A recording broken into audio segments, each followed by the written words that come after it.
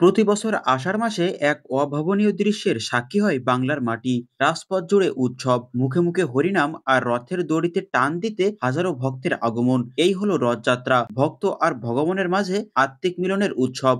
ভক্তি, সংস্কৃতি আর হাজারো মানুষের আবেগ, এই একত্রিত মিলন মেলা হলো রথযাত্রা।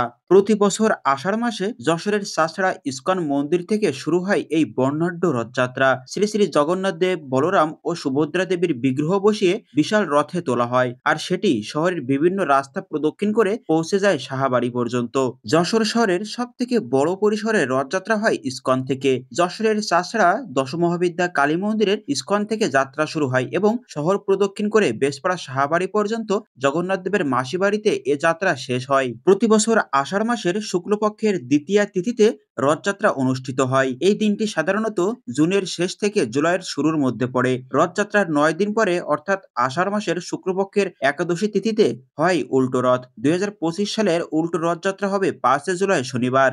ঠিক এই দিনেই সাহাবাড়ির মন্দির থেকে এই রথটি নিয়ে যাওয়া হবে চাচড়া ইস্কন মন্দিরে। রথযাত্রা মূলত হয় শ্রী জগন্নাথ দেব, তার ভাই বলরাম ও বোন সুভদ্রাকে বিশ্রাম ও ভক্তদের দর্শন দিতে মন্দির থেকে বাইরে আনার জন্য। পুরাণ অনুসারে ১ বছর ধরে জগন্নাথ দেব মন্দিরে অবস্থান করেন, কিন্তু বছরে একবার তিনি নিজের ভক্তদের কাছে আসেন, সবার জন্য উন্মুক্ত হন। তখনই হয় এই রথযাত্রা। এই দিন ভগবান রথে চড়ে মন্দির থেকে অন্য গৃহে যান, যেখানে তিনি কয়েকদিন অবস্থান করেন। এরপর উল্টো রথ করে ফেরেন মূল মন্দিরে।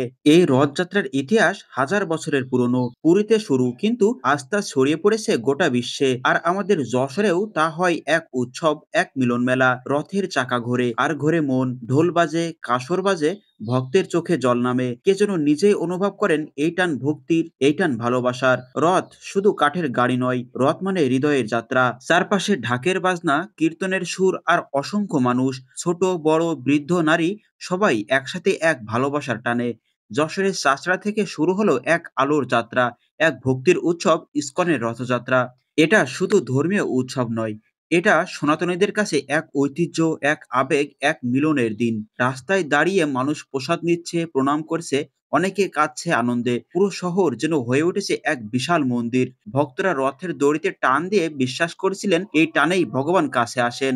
অনেকেই খালি পায়ে, কেউ কেউ চোখে জল নিয়ে টেনেছেন রথ। প্রায় ৩ ঘন্টার যাত্রাপথে ৩ কিলোমিটার পথ অতিক্রম করে এই রথযাত্রা। স্থানীয় প্রশাসন ও ভক্তদের সহযোগিতায় রথযাত্রা হয়েছে অত্যন্ত শান্তিপূর্ণ ও সুশৃঙ্খল। নারী ভক্তরা পথে পথে উলুধ্বনি দিয়ে উৎসবের আবহ আর প্রাণবন্ত করে তুলেছিলেন। এদিনে সকল বয়সের মানুষ নেচে গেয়ে, ঢাক ঢোল বাজিয়ে জাঁকজমক সহকারে পালন করে এই রথযাত্রা উৎসব। এই কাজগুলোই রথযাত্রার প্রাণ। এই বিশ্বাস, এই আবেগই যশোরের রথকে করে তোলে এক জীবন্ত ধর্মীয় উৎসব।